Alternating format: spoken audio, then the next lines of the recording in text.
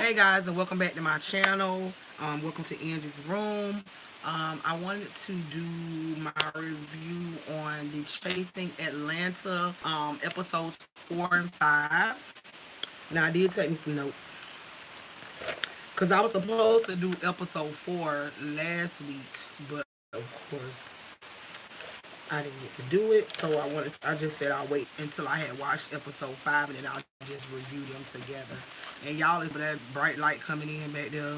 And plus I got the window open, so if y'all hear traffic or dogs barking or just folks in the neighborhood, just know because that window back there open. I hope that y'all can see my lives because when I go back and watch them, they don't look as clear. Um, my cousin didn't say anything when she went and watched them. I need to ask her, is they clear when she watches them on her end? Because when I go back and watch them, um, they tend to like either be blurred or not as clear. So I hope that you guys can at least hear me clearly. So okay, now with episode 4 from Chasing Atlanta. All right, now it starts off. Now I know the last review I did, I could not remember. His name is Montel. That's the I described him as being like the short, red, chunky one, like full figured guy. And Cameron, the one who had dealt with cancer in the past. So I'm sorry about that on the last review. I couldn't remember their names for nothing, and I didn't take no notes on that last review. But this time, make sure I took notes. So let's get into it. Now, with episode 4 starts out with, you know, Jalen meeting up with Kendra for breakfast or whatever. And of course, Kendra bring her damn manager, Wayne the Pain, with her. And Jaylon had somebody with her. I can't remember who that was, or just a friend of hers. But anyway, so they sit down or whatever, and they start talking about um, Cameron's party, and I guess Jaylon wanted to know, what had Kendra so upset, what was going on between her and Oliver. And Kendra still just hadn't got over the fact that whatever it was that Oliver said about her damn listening party. Okay, bitch, it was a hot mess. So what? I mean, ain't that's what a listening party for? It's for people's reactions. For people judgments or for whatever they felt about the music, the atmosphere, what have you. The man didn't know you from a can of paint. He was invited by Jaylon, who really didn't know your ass. So, I mean, when you are giving out invites to this listening party, it doesn't sound like it was a controlled atmosphere as far as like only inviting people who you really, really knew, friends and family or what have you. It seemed like it was open up to people that really didn't know you either. And I don't know if you extended the invitation because these are people that was on the show. But either way, um, again, for somebody who don't know you from a can of paint, to number one, take the time out that day to show up to your event. Number two, like I said in the previous review, he even dressed up for your shit according to your theme. So he will all be, and from his comment about it, it's probably not even some shit he probably would normally fucking do. I don't know, but he did all of that and then gave his honest review, not to you, which at the end of the day, maybe he should have. So I agree with Kendra on that when she said that the thing that she didn't like about it was the fact that Oliver told other people how he felt about the listening party rather than being straight up with her and telling her. But it's kind of like, I can see Oliver's side too. Like, I don't really know you like this. I came here because I was invited. So the person who invited me didn't even come. And then so the next time I see them, who the fuck am I going to tell how it went? The person who invited me that didn't fucking show up. I don't think Oliver felt like he knew you well enough to come up and say, hey girl, this shit is a hot ass mess. Or, well, maybe you should try this and try that. Because, I mean, think about it now, Kendra.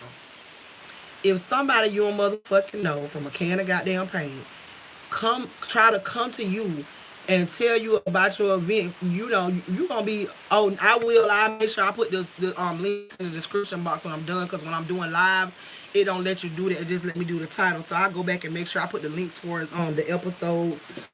Makes it easier for you guys to find it if you want to go and watch it.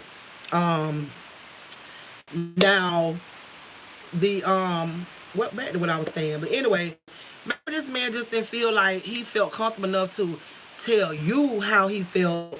Cause I mean, let's all be real. If you have an event or listening party, I'm just speaking from my point of view, and then you guys can let me know if y'all agree in the comments. But if somebody is having an event, let's say I'm having a listening party, and I invite people, and um I think I would feel some type of way if somebody I don't know comes and tell me, well, I think you should have probably had somebody host and, greet people and offer them a drink and maybe next time try to come up with better equipment to like actually present your music on rather than a fucking Bluetooth speaker and your phone. You'd have been looking at them like, bitch, first of all, who are you and who the fuck is you talking to? And Kendra, I don't know you personally, baby, but I could just see you giving that type of reaction. So he did exactly what he was supposed to do. He went and told the person who invited him how he felt about the event.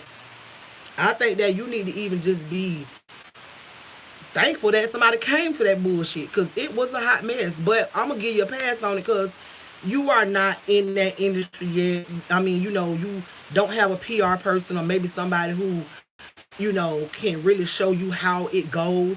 And like you said, it is your first time. I just think that even with first times, either you or your manager, Wayne the Pain, should have said, okay, if we're gonna have a listening party, let's see how what does a listening party entail. Give yourself some type of information so you're not going out here blind and and then once you get the information how a listening party goes, then you can say, okay, well, I ain't got all that. This is what I got. And then you try to incorporate as much as you can and make that shit work. Now, if that's all you had, that's just all you fucking had. But I mean, if that's all you had, if it's a hot mess, it's just a hot mess. But at least you did it. You got people to come listen to your music.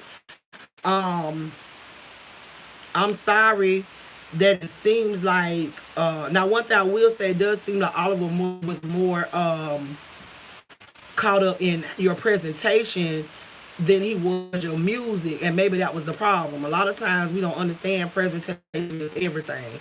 So hey, either way, moving on. Now they go to breakfast. Kendra still on the bullshit about what Oliver said about her damn thing, which Oliver at this point think they squashed in the beginning when he was at the damn thing. He felt some type of way. I don't know, because his facial expressions or somebody told you he said something or whatever. So I don't feel like when you jumped your ass up and ran out the door after him, he felt like y'all did it that then. But no, you ain't want to let it go. It's like, I'm thinking to myself, okay, is this you trying to use this for your storyline? Because bitch, you can't carry this the whole goddamn season. I'm gonna need you to get over there and come up with something else, as your storyline, because that right there does not work for me. You either over it or you're not. Like, come on, girl. But anyway, so now she's sitting out with Jaylon. Now Jaylon, baby. I really don't think you should have told Kendra verbatim what this man said about her damn listening party. Because had you been there with him and witnessed it with your own eyes, you and Oliver, let's keep it real, would have been talking about the girl shit. So you should have just said, either act like you ain't know what the hell he said about your listening party, act like he didn't tell you a motherfucking thing, or you should have just said, well, I mean, he just said it probably because you was a little work, but being it was your first time, he could understand. I like, come on now. But no one sit there and say he said it was a hot mess. I'm like, why do people be messy and then turn around and act like they don't know they was being messy? But anyway, child. So then in the green screen, Jaylon is shading the shit out Kendra about what she got on, how she dressed.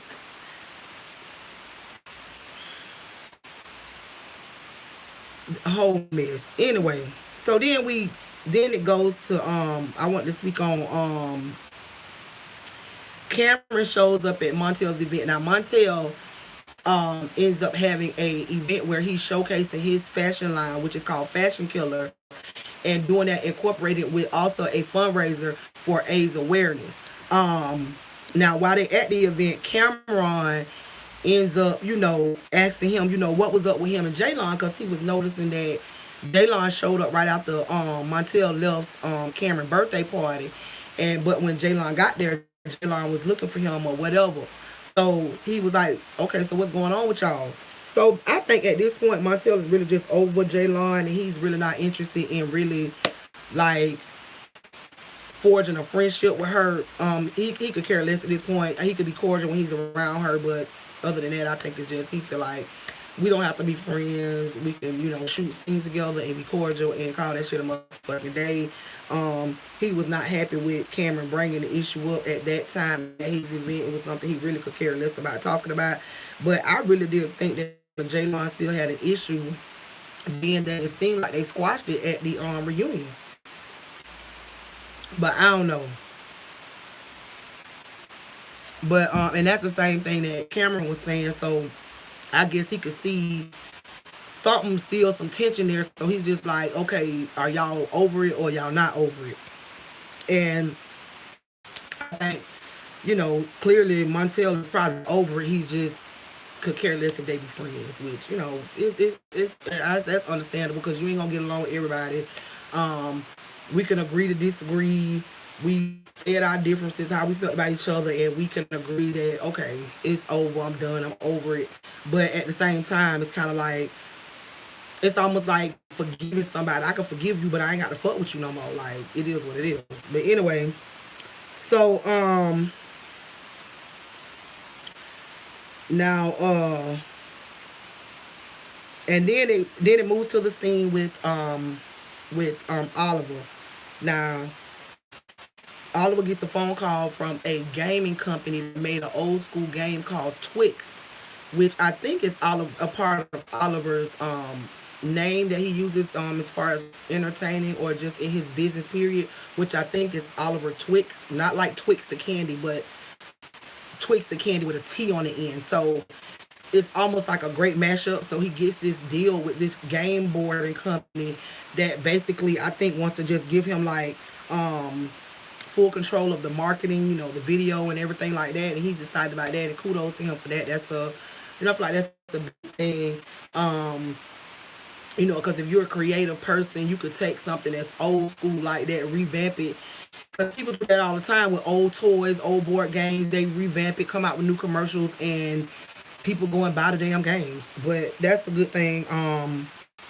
Now, one thing I want to say during the break, like when when they go into commercial, they played the twins song, which is Jatwan and Brilliant. I hope I'm pronouncing their names right. And they got some dope ass fucking music. I liked that one song they got that was playing during the outro. I can't remember the name of it, but it sounded good as hell. And they also played another one of their songs in episode 5 that was really tight. I really liked that shit too. They are some talented people. I will give them that. And I call them the twins, son. I don't know if they literal twins, but hell, they look like they be together like this. They in a group, they live together. So I don't know if I heard that in one of the episodes, but I just know when I'm talking about the twins, I'm talking about Jatwan and Breland. And again, I think that's how you say her name. So the twins, I can't remember who they was talking to. But they were like basically saying that I think it's because I think Cameron ended up calling them and inviting them out to brunch because he's trying to put this brunch together for all the cast members to come to or whatever. So the twins made a comment saying that they don't know if Cameron can throw a proper event because the way he did them at his birthday party. Now at his birthday party, they made a deal. I guess they helped him out with something, and he told them that he would play some of their music at the birthday party, which he never did. He was even on the episode. He said something about him knowing that he ain't played their music at the birthday party. I don't know if it was intentional or if it got kind of lost in the event.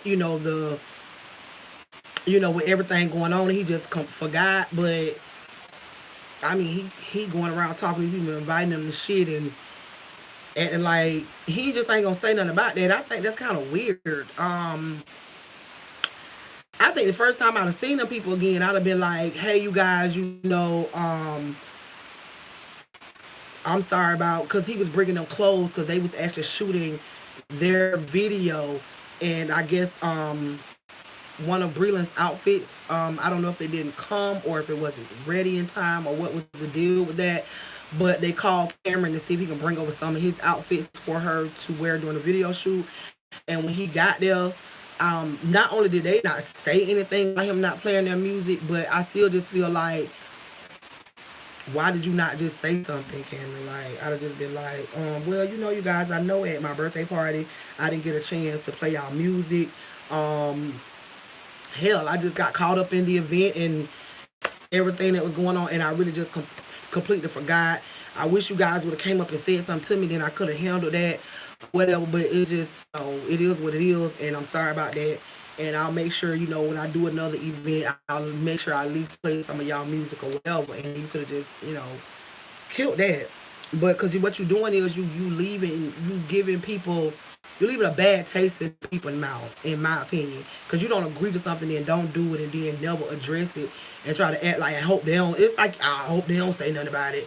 Because then what you're doing is you making it seem like you didn't play that music on purpose. At least that's how I would take it. If you never say nothing else to me about it and try to dodge it, and we both know it didn't happen, so I'm going to feel like you did it on purpose.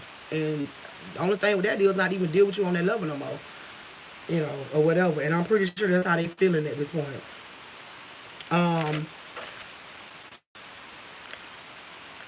Okay, so then, and I know I must be late because why am I just found out that Oliver was a rapper, and I guess that makes sense why he was so critical of Kendra, because I guess he kind of like, been doing that as well, and he kind of knows how it goes.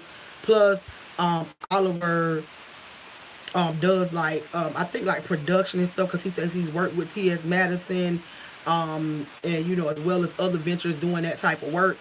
So he kind of probably has a set of standards in what things look like and how they're presented. So, but on top of that, I still just didn't know he was a rapper, and he got some skills now. So go ahead on, Oliver. Now a guy named Troy ends up coming to Oliver's studio session, and basically Oliver ends up catching him up with what's going on between him and Kendra, and still talking about that damn ratchet ass goddamn listening party. And that ain't no shot at Kendra. Like I said, it was ratchet. It wasn't well put together, but who cares? You got through it. You did it. Some people won't even do it. Some people look back and say, oh, I don't have everything. I don't want to do it if I don't have everything. What, it's not a certain way, or doesn't. You did it. That's the only thing that matters. So once and then sometimes getting out there and doing it is how you learn. It's like, okay, now I did it. Now I know what next time I need to do, what I need to tweak, what I need to change, or what have you. So anyway, Oliver tells Troy about what happened between him and Kendra. Again, Kendra feels like Oliver should not have talked trash, about her event to everyone else, but should have told her, okay, we went over that already. And then they get to the brunch that Cameron invites everybody to. Child, what the hell? I think it was on green screen where they got Oliver calling Kendra Crunch Crumples ass cook line or some shit he called that damn girl. I died. I said, Lord have mercy. So when they get there, of course, Kendra still want to sit there like she has such this big attitude with Oliver. I'm just so over it at this point, which I'm pretty sure everybody else is.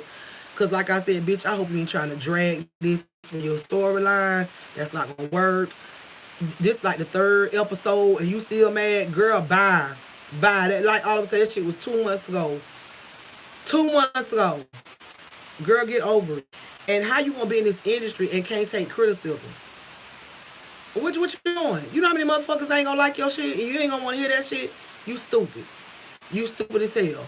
Cause girl, what you gonna fight everybody or be mad at everybody who don't like it? You need to be focused on who does like it. And he didn't even say he didn't like your music. He was just talking about the setup. So that should tell you something right there. If a bitch, all they had to say was about your setup and they ain't say your music was horrible, that write that down in your notes. Okay. Listening party was horrible, but music, was reviewed as well. As being, good, or bitch ain't say it was bad. So now next time, okay, I'm probably on the right path with music. Everybody seem to be liking and rocking with it. Now my presentation of how I host my parties or listening parties or events or what have you, I need to do my homework and try to make it more presentable. Now at this damn brunch, like I say, Kendra coming up with a stank ass attitude. All of us, hey Kendra, how you doing? Kendra does not speak to him. She basically trying to ignore him, and all of us just like, are you okay? Like, it's the second, because this is like the third time we meeting up, and you still want to act like you got an attitude when it seems that we already talked about this twice, and each time all of us thinking y'all cool, and then every time y'all get together, bitch, here you is with this attitude. Girl, bye. Please let it go. Now at the end of the, so Kendra gets upset because all of us is, I guess she's irritated with the fact that all of us is still trying to talk to her about the situation and trying to figure out if she's still mad, and like, hey, what's going on? Let's can we talk? Oh, oh, girl, just a hot mess. Just like I say, just doing too damn much. So I guess to get away from the situation and just be even more dramatic, she leaves and goes to the bathroom with Wayne the goddamn pain. But the part, man, this part right here had me dying, man. I'm trying to figure out what in the fuck was Wayne the pain doing over at the motherfucking white people table, bitch, while the whole shit is going down at the table over here. I don't know if that was his way of saying I ain't with them crazy ass niggas, but bitch, you left your whole artist over there. What kind of manager is you? What kind of manager is you? As a manager, then you want to wait till y'all get in the bed. So then when she gets upset and goes to the bathroom, now he want to run after her in the bathroom. Now you want to protect her from Jatwan, which Jatwan was just trying to come in the bathroom and check on Kendra and see if she was okay and want to know what's going on. They don't turn on him. So he just like, what the fuck? So Kendra like feeling like everybody is trying to like go against her, and Jatwan is just looking like, no bitch, I came here to check on you. Now Wayne the pain on jumped in the middle of it and made it bigger than what it really was. I was just like, this right here gonna make me mad. I'ma need Kendra and Wayne the goddamn pain to do something else. Cause right now I'm to the point where I could do without y'all on the show. I'm sorry, that's just my review. Kendra, I like your music, cause on episode 5 she ended up getting in the studio with Jaylon and Oliver, cause eventually, okay, at the end of the fucking brunch, she finally let Oliver say what it is that he wanted to say and say, Kendra, now are we cool? And she said, yeah, we good. You all right. I guess you okay. And so Oliver was like, okay, now, Kendra, you saying this shit now, because it's the third time, bitch. Because each time I see you again, it's a whole nother motherfucking story. And you shading the shit out of me and got a whole attitude. So are you sure it's over? So I'm assuming they squashed their beef, because then the next scene is,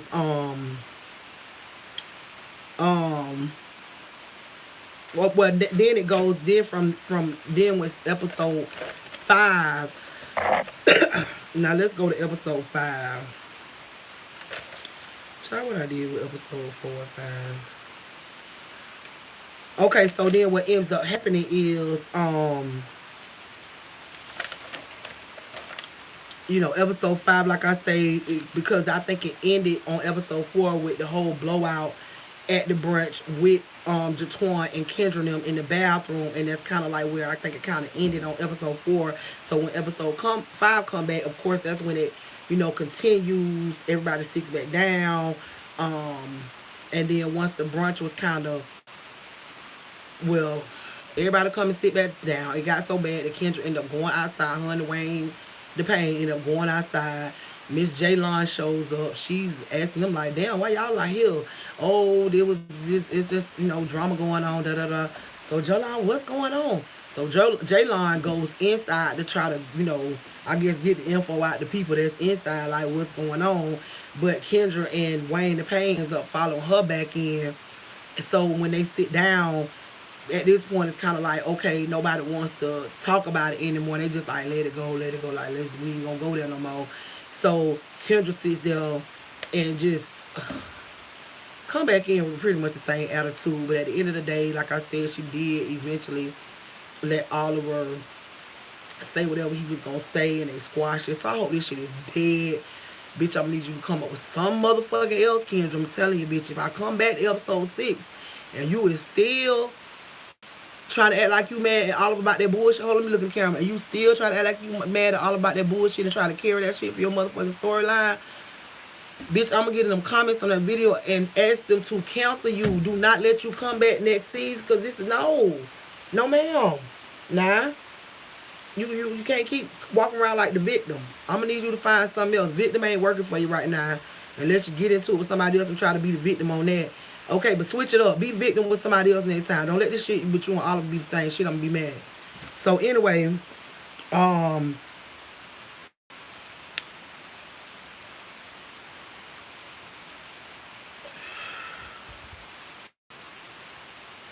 so hold on, let me see where we at now.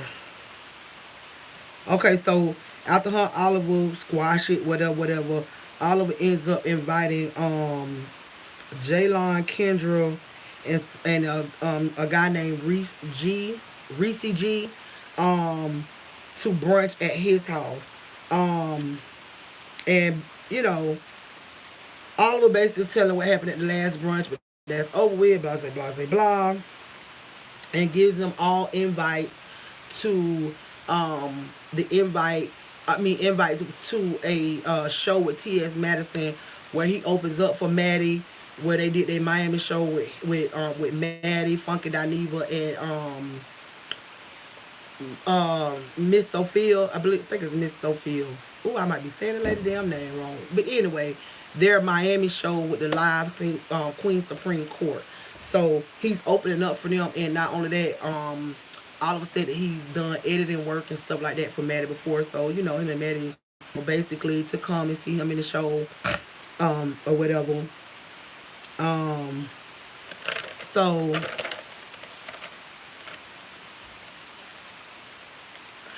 Jaylon, when he gets to Jaylon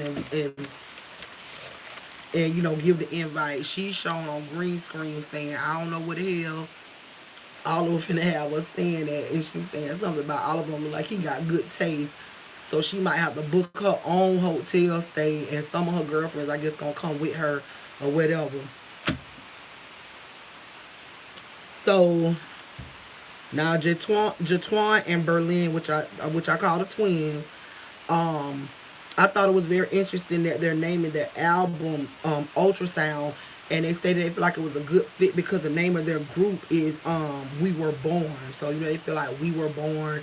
And, you know, you have an ultrasound before birth or whatever, kind of, you know, would be a good title for a first album. I thought that was really clever. And then, you know, not only that, the sound, ultrasound, kind of like goes with music sound, you know. So I thought that was cool. And they say that they're trying to buy the domain. They fight for their domain. Somebody don't bought it, they're trying to get their shit back. And I agree with Berlin when she said that, you know, I guess going back into the situation that happened in the bathroom and shit, she said that Kendra seems like the type of person that always feels like somebody's out to get her. And it's like, yeah, she has a very, like, she got this wall up, so she got a defensive attitude towards stuff, especially when it comes to her music. Because I could just imagine, you know, being a transgender woman trying to break out into music, especially rap. We do understand, you know, the challenges that she's probably has faced, not only with just being a transgender woman, you know, being in the gay community, and then saying trying to break into an industry that's not really that welcoming to the LGBTQ community.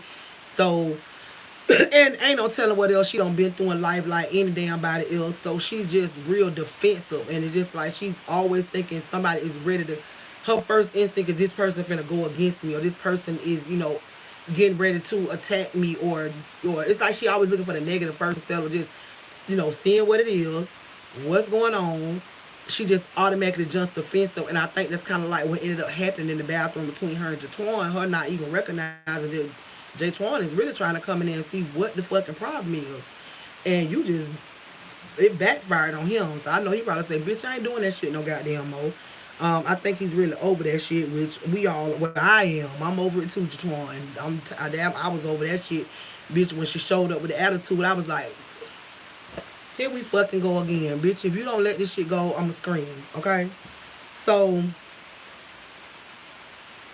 um. Cameron ends up calling the twins and asking them if they was going to the Miami trip.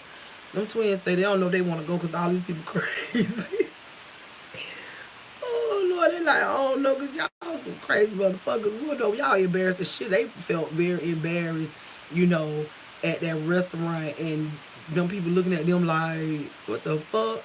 So they just like, do we want to go to Miami with these motherfuckers? They don't tell us what's going to happen. That's just not their style. Like you can tell they just not, you know, into public outbursts and things of that nature. And some people just ain't for that shit. I ain't really for that type of shit. But if you take it there, bitch, I take it there with you.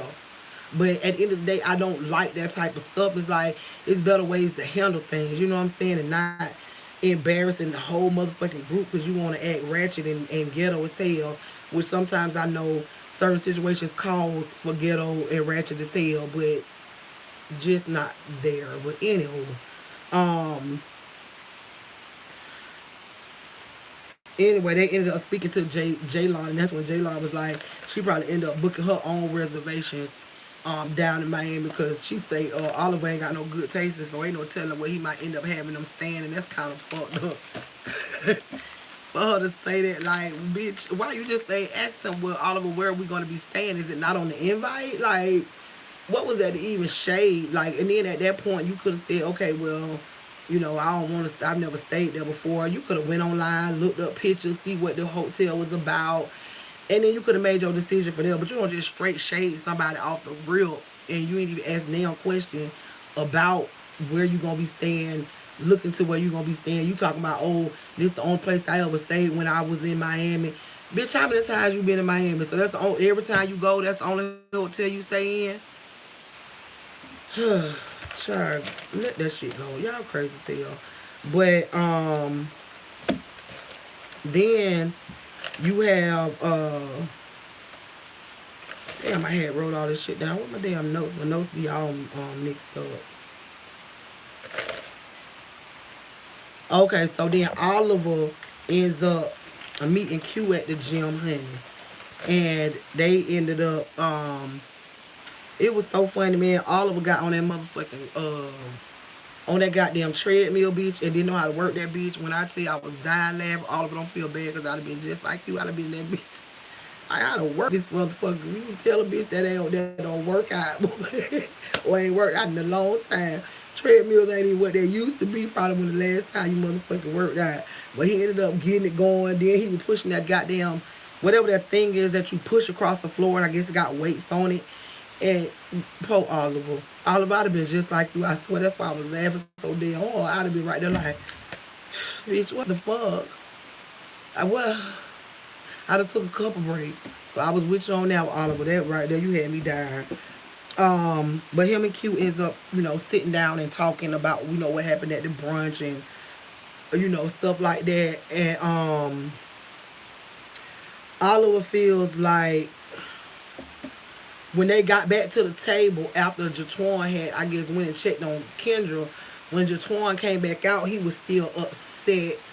And I think he kind of ended up taking his anger out, you know, on the wrong motherfucker when Kendra and Wayne, the goddamn Pain, was the ones that kind of, you know, got you all upset.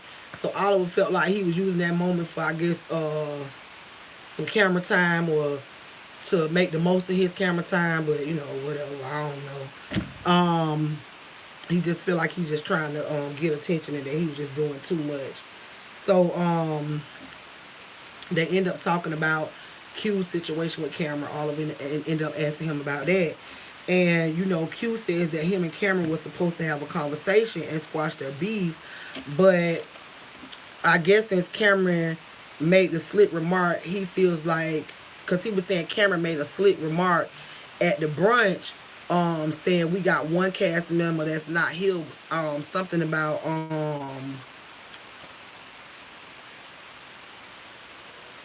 feels like, and then he made a slick comment about Gardini, even though he didn't say Gardini's name. He was just saying something about, I don't remember his exact words, but basically we missing a cast member,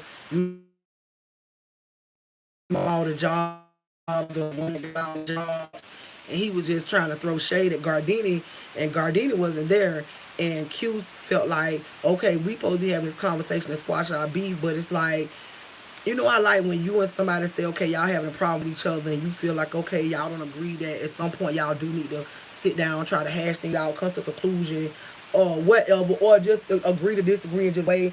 Well, Q was just like, he just see some shit from Cameron, because he was like, you sit there and shade the man who's not even here, but you invited him to your birthday party, and I can understand what Q is trying to say. It's like, Cameron, baby, if there's some underlying issue that you have with Gardini, or you feel like you got to make slick comments about the man, maybe y'all really aren't the, you know, best of friends, but then, okay, then why'd you invite him to your event only to turn around behind his back when he's not there to shade him? That shit was uncalled for, number one. Cause all you did was, when y'all did see each other again, hug him, how you doing? Like, you ain't even say that shit. Like, he ain't gonna see this when they roll back the footage. Boy, bye. So I'm not judging you off of just that, because I don't really know you, Cameron, but it kind of validate what Q was saying about you, bro. Like, you look shady as hell, you seem like a messy motherfucker, and hey, it is what it is. If it shoe fit, motherfucking wear it, because I'm kind of like looking how Q looking at you right now. Now, at this point, Oliver gives Q his invite to Miami, and Q seems excited. He asked Oliver who I was coming. Oliver was like, everybody. He like, everybody. So Oliver was like, yeah, everybody. He was like, you coming, right? He was like, yeah, I'm coming. Like, shit, fuck all that dumb shit. I'm coming to Miami, bitches. A trip to Miami. I ain't mad at you, because I probably went to. Okay, then I guess, so now my notes go to when Kendra was in the studio. Okay, I feel like Kendra got a little hit. Like, I like that little song they was saying that she had, I think she was putting J-Lon on, and also when Oliver came in, I don't know. It was like, I know they talked about the way she was putting, like Oliver had said something about the way she was putting the songs together. Probably, like I said, Kendra is not going to do stuff to Oliver standards. Oliver's been in this, you know, probably doing production type things for a while, so he's into editing. He, like I said, he has an eye, or, you know, a different opinion when it comes to presentation. And I feel like Oliver, you being just a little bit too hard on Kendra, because Kendra is not where you are, so her presentation ain't gonna be great. This is her first time. A lot of things that she's doing now is her first time, or she's just starting out. So give her just a little bit of slack. But he had to admit that even though the way, I guess, she put her music together, or the way it was going in the studio, it wasn't what he expected, but he still had to give her props. Like, this song sound good as fuck, and I didn't know Oliver could sing. Oliver, bitch, you could surprise me all over the place. Sing and rapping, bitch, and do your thing. But the shit kind of really did surprise me. Her shit, that two songs sounded, you know, that, go ahead on now, Kendra. Now, J-Lon took this point too to also express his admiration for Kendra's work ethic when it comes to her music. And you can tell, you know, that Kendra really is passionate about her music. And it does make sense for you to be, you know, kind of defensive, because you are so passionate about your music. But you're gonna have to, and you know, they say that's how artists are. You know what I'm saying? You really defensive about your craft, and you know, but you gotta learn to take criticism, because not all criticism is putting you down and judging you. Some criticism is you supposed to take something away from that. You know what I mean? And say, okay, how can I make it better? Now, granted, all criticism you don't have to take in consideration, or you can listen to it, take what you can. If you can't, then throw that shit out. That's just how criticism go. It's an opinion, bitch. Everybody got one. But this is how you are going to learn if you have something worth presenting to the people and can take you anywhere. You won't know that if you don't get any criticism. You can't. It's like writing a book and then that book doesn't sell, and then you understand like, okay, why did it sell? Then you looking at, other books. What's popular? What are people mostly reading? What do people want to read about? If you can't deal with the criticism, baby, you just need to get out of that. It's not gonna go together, you know. But anyway, and like I say, Kendra does seem like, like she is a really nice girl, but she is so defensive. Um, and I can't understand it's because of things that she's probably going through. But I think, Kendra, you think that just the little world that you've been in and put yourself out there, and the criticism you just got from that, just imagine you putting yourself on this show that, yeah, is only aired on social media, on YouTube, so it's not even something that's on television or Netflix. But just imagine, getting that big, because it seems like that's what you want. At what point are you gonna stop letting the criticism get to your head? You don't need to be listening to none of the naysayers, baby. You need to be looking at the people who is vibing to your shit, because that's gonna determine how far your career can go. So you need to get with somebody who can teach you about that, get you used to that, because if you don't, you're gonna be forever fighting a fight that ain't worth damn fighting. Okay. Now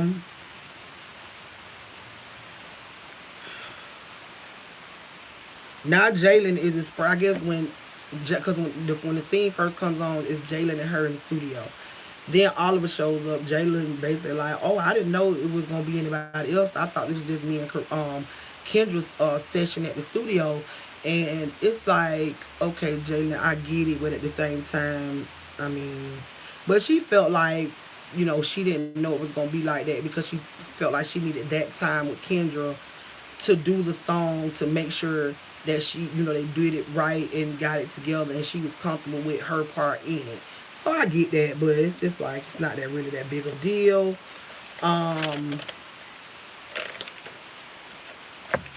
Now, then it comes to this event that Q was invited to. It was this guy named Rico Chappelle's event. He's a designer, and Q ends up seeing Gardini at the event. He said he was glad to see him. He hadn't seen him since he got out. And, that's his friend. You could tell he was excited to see him, and he was just like, they can catch up or whatever. So, Gardini mentioned that he had one more thing that he needed to clear up, and Q brings up like that one more thing with Jaylon, and he was like, who? Like, bitch, he trying to like the bitch thing exist, because Gardini and Jaylon got their own little shit going on, honey. But so Q ends up telling Gardini that at first Jaylon did have a problem with Q. Jaylon got a problem with anybody who motherfucking fuck with Gardini, because that's how much he can't stand his motherfucking ass. So Q was just telling Gardini, like at first, Jaylon had a problem with him being cool with Gardini, cause basically they don't fuck with each other. But Q said he really didn't want to talk about the Jaylon situation or whatever, so he kind of want to just breeze past that. So they talked about Q ended up telling Gardini how the fuck Cameron shaded the shit out of his ass at the motherfucking brunch. And told Gardini what he said about him, talking about, oh, we got one cast member that's not here, the one that supposed to have all the jobs or whatever. So it seemed like soon as fucking Q told him that, Cameron ends up walking in.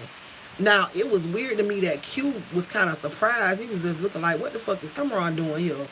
And then on green screen, Cameron is saying that, him and it was almost like he was insinuating that he was supposed to be there, because him and Q, I guess, y'all see my hand trying to block that damn light, anyway, that him and Q was supposed to have this talk and, talk through whatever their issues is and try to come to a resolution or what have you. So I don't know whether miscommunication came along with that, because Q was looking like, why the fuck is he here?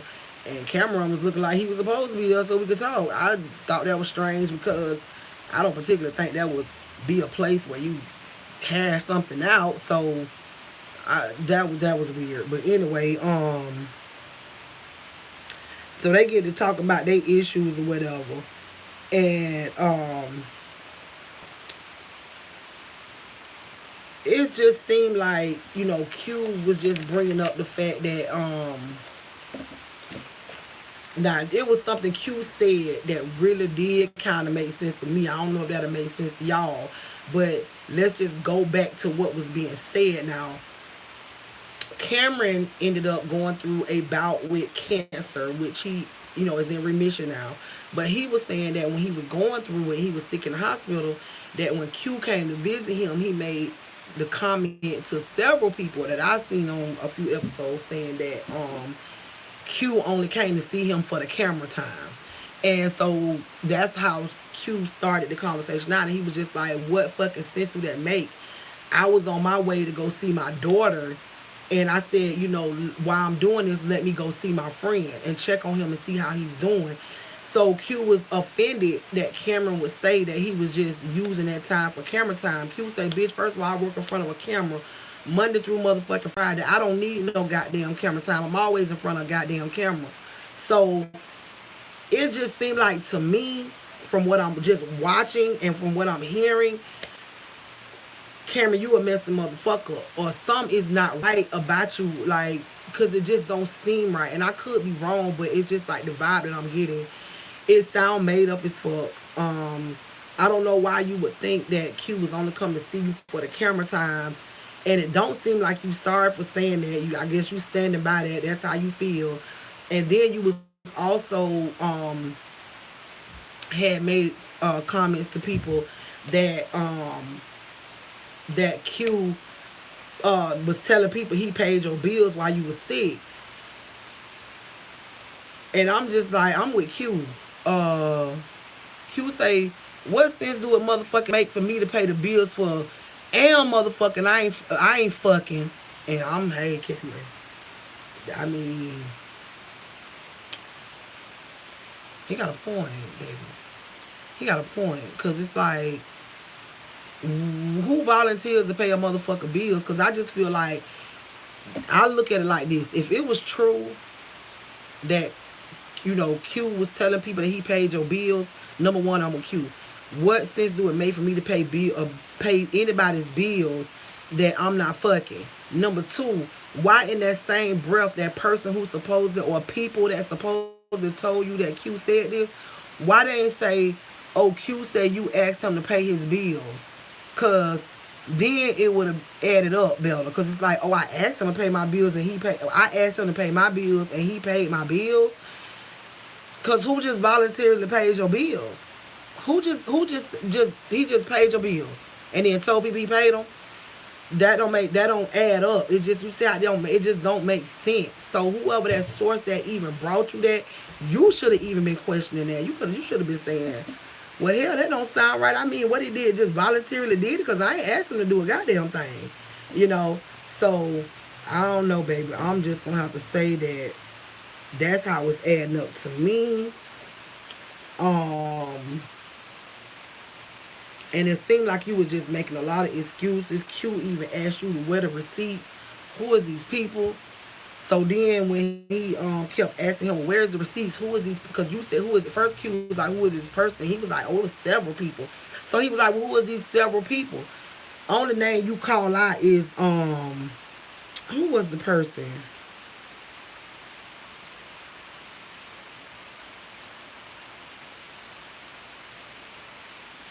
Dang, did I write down the darn name?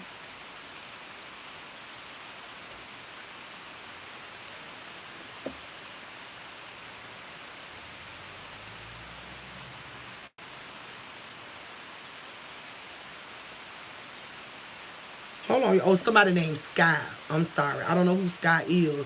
But Cameron is claiming that somebody named Sky gave him this information, or one of the people that gave him this information. And Q was like, you a motherfucking lie, because you and Sky don't even talk. I was like, okay, I need to know more about this. Like, first of all, Cameron, you gonna throw a name out there of somebody that you really don't even,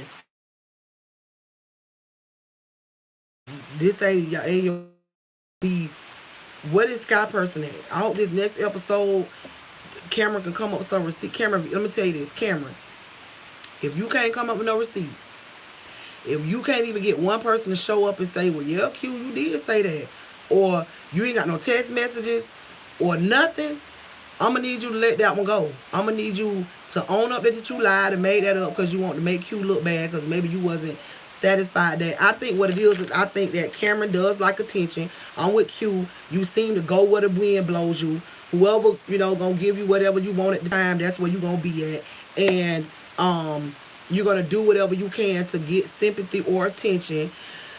And you kind of pushing your cancer story a little bit much. Not saying that cancer is not serious, because it is. I have family members that don't die from cancer, so it's real motherfucking serious. I don't see the people who very close to me and loved ones on their motherfucking deathbed. Okay, I'm talking about when they closed their motherfucking eyes and took their last breath. When you ain't never seen no shit like that, that shit ain't nothing to play with. So I'm kind of with Q on this one. You playing this cancer shit a little too far. Okay, cool. You beat cancer. That's a beautiful thing. Now what? Or you gonna still keep letting cancer hold you back where cancer had you at? It's time to move on from that. I'm gonna need you not to make this your storyline too. If you gonna bring this into your storyline, I'm gonna need you to be doing a fundraiser for cancer. I'm gonna need you to go out to some of these places and see people who really don't even make it from cancer. People who sit up in goddamn support groups and talk about how they know that they not gonna make it. You made it. You get a second chance. So I'm gonna need you to make your storyline about your cancer, about your second chance, and help other people who either didn't have a second chance or won't have a second chance. So just stop that. And it's not to take away the seriousness of cancer, but it's almost like you don't even see the severity of it because you making it so light and building a bunch of lies off of that shit. And I'm over it already. I don't know how true it is. I don't know you. I only can go by what I see. And right now, baby, it ain't looking good. So whatever. Now, I need to know where these folks at, Cameron. I'm telling you right now, if this shit come up one more time and you ain't produce no receipts, I'm gonna need you to move on to another storyline. I'm gonna need you to find something else to talk about. I don't want to hear about this shit about Q no more. Just don't be Q friend. Y'all be cordial in people, and we don't need to. Y'all ain't even gotta talk no more, cause you don't drug this shit far as it can motherfucking go. I don't want to hear this shit all motherfucking season. I'm sorry. Oh well. So while they discussing it, it's like Q is getting madder and madder and madder. He just like at this point he really just want to whoop Cameron ass because you could tell you was dancing around the situation. You're not producing no receipts. You just keep wanting to say Q said these things. This man is telling you he ain't said that. You have not. You can get everybody for your birthday together. You can get everybody for a brunch together. Why you ain't got together no meeting with these motherfuckers that supposed to told you this shit with Q and sit? And why you can't put that together? I'm gonna need you to put that together since you put shit together so goddamn well. Put that together. If the next time I hear about this shit and that ain't together, bitch, we don't want to hear about it no more. Okay. Now this is the part that's funny. Cameron is on green screen talking about, oh, he's so upset he want to fight right now. Gardini comes in that motherfucker said he is over it at this point. He said he don't even know why Q even letting Cameron even get him this upset to the point where you feel like you want to put hands on him. Gardini say, bitch, we already know Cameron ain't gonna do a motherfucking thing. So you gonna be, you just, it's really no point. He's not worth it. Nothing. It's what Gardini is saying.